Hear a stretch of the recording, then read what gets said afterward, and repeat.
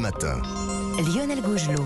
7h43 à l'heure de l'édito international. Vous savez, toute la semaine, on retrouve nos correspondants à l'étranger avec ce matin Alexis Guilleux, correspondant d'Europe 1 aux États-Unis. Bonjour Alexis. Bonjour. Alors, 2023, ce sera une année sans élection nationale aux États-Unis et pourtant, l'avenir politique de deux hommes sera au cœur des prochains mois, Joe Biden et Donald Trump, avec en ligne de mire une potentielle revanche en 2024. Alexis, l'Amérique en fait se pose maintenant la question, Joe Biden sera-t-il candidat à un nouveau mandat ? Oui, le président doit annoncer sa décision au premier trimestre. Ce qui est certain, c'est que Joe Biden est dans une position beaucoup plus confortable qu'il y a quelques mois. Et ça, on le sent bien ici. Les élections de mi-mandat perdues de peu en novembre ont été un soulagement pour les démocrates. Il ne faut pas le sous-estimer. L'attaque du Capitole et la décision de la Cour suprême sur l'avortement ont été des traumatismes pour une grande partie de l'Amérique, mais aussi de formidables vecteurs de mobilisation électorale. Et ça, Joe Biden l'a bien compris. Il va donc continuer à parler de démocratie en danger et de défense de l'avortement. Autre enjeu pour Joe Biden dans les prochains mois, l'application de son texte sur l'annulation d'une partie de la dette étudiante, largement soutenue par les Américains, mais pour le moment bloquée par la justice. Pour le reste, avec un congrès divisé, il ne faut pas s'attendre à de nouvelles grandes réformes en 2023. Alors quand je discute avec les Américains de gauche, tous saluent les réformes, mais la quasi-totalité aimerait bien que ce mandat de Joe Biden soit le seul, avec des critiques sur l'âge du président. Il vient d'avoir 80 ans. En fait, il y a dans le peuple démocrate une volonté de voir émerger une nouvelle génération d'élus. Pour le moment, tous attendent sagement leur tour, à l'image de la vice-présidente Kamala Harris, qui reste très discrète.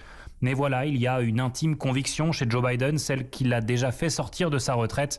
Le président pense qu'il est le seul à pouvoir battre Donald Trump. Alors justement, Alexis, Donald Trump est pour le moment l'unique candidat déclaré côté républicain. Oui, l'ancien président a pris les devants et cette annonce de candidature a ravivé les divisions au sein du parti républicain, des fractures dont Donald Trump avait su profiter en 2016 pour obtenir l'investiture.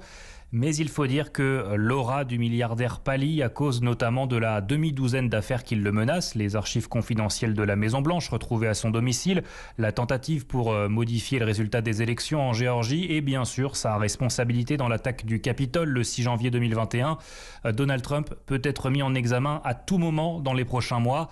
Mais quoi qu'il fasse, l'ancien président peut toujours compter sur sa base. Je les ai rencontrés, ses électeurs, pendant la campagne de mi-mandat, des ultra-conservateurs qui pardonnent tout à Donald Trump et qui sont dans un esprit de revanche vis-à-vis de la présidentielle de 2020. D'accord, mais Donald Trump, il a quand même aujourd'hui un sérieux rival en vue de 2024 en la personne de Ron DeSantis. Oui, le gouverneur de Floride, 44 ans, c'est la star montante des Républicains. Il incarne leurs espoirs dans les prochains mois.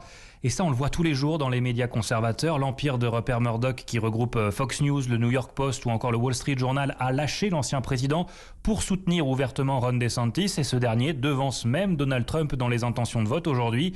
Alors il n'est pas encore candidat, mais 2023 devrait être l'année de l'émergence pour Ron DeSantis au niveau national.